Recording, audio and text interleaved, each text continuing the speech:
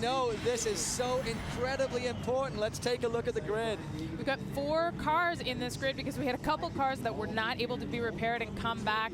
Brian Deegan is in the best position on that grid, and he's going to be looking to lead right from the start.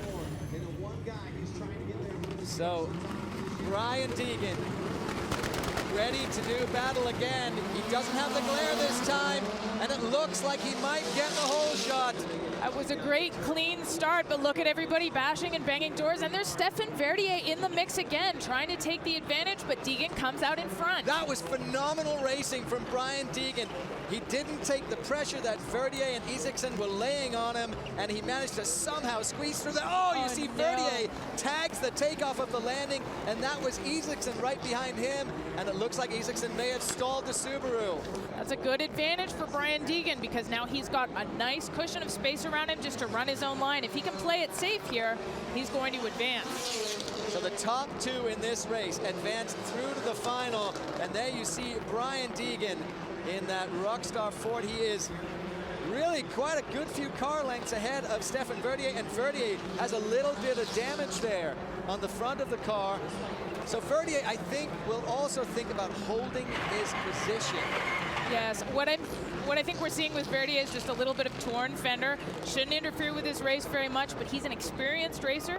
Oh no, we're gonna see a spin there from Stefan Verdier, which allows Toppy Thomas Heikkinen to come ahead, and now he's trying to chase down Brian Deegan. Oh no, that's a disaster for Verdier. He looked really comfortable there in that Hyundai, but the spin on the dirt, we talked about this dirt being the defining factor in this race. There is a lot more dirt than we've seen all season. Verdier spins that allows Heikkinen to go through. It's very important to be clean and tidy on the dirt. We'll see Brian Deegan come up over the jump and into this right-hand turn. Keeping it clean and keeping it tidy is the fast way through. It doesn't look the showiest, and that was maybe a little bit of show, but it's the fastest way.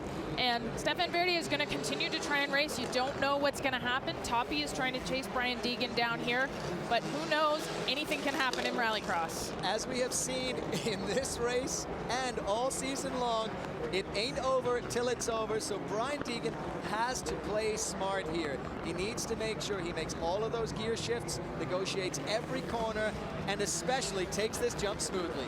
Brian Deegan is an excellent driver. That was butter on the landing. That was a perfect, perfect jump. It's about 70 feet from the takeoff to the landing, and they've got to be going about 55 miles an hour. 61's way too far, and 49 will cause you to short. And you say about 55 miles an hour, but how do they gauge their speed in those cars? They do not have a speed gauge. They have no way to know exactly how fast they're going other than just to feel it. And Brian Deegan, with all of his motocross experience and all of his air experience, has no trouble with that at all. And I think a big surprise for people when they first come and look in these cars, there is no speedometer.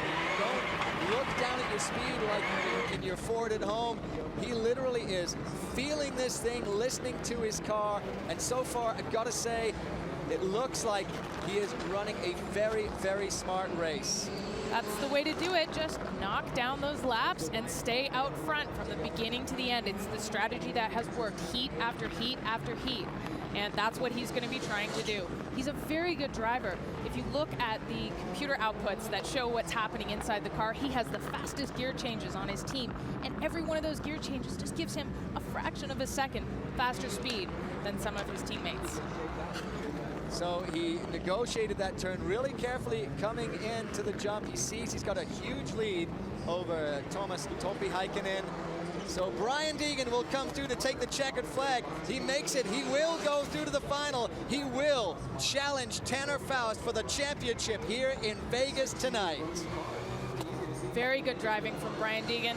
Tough spot to be in. First LCQ of the year, but he aced it.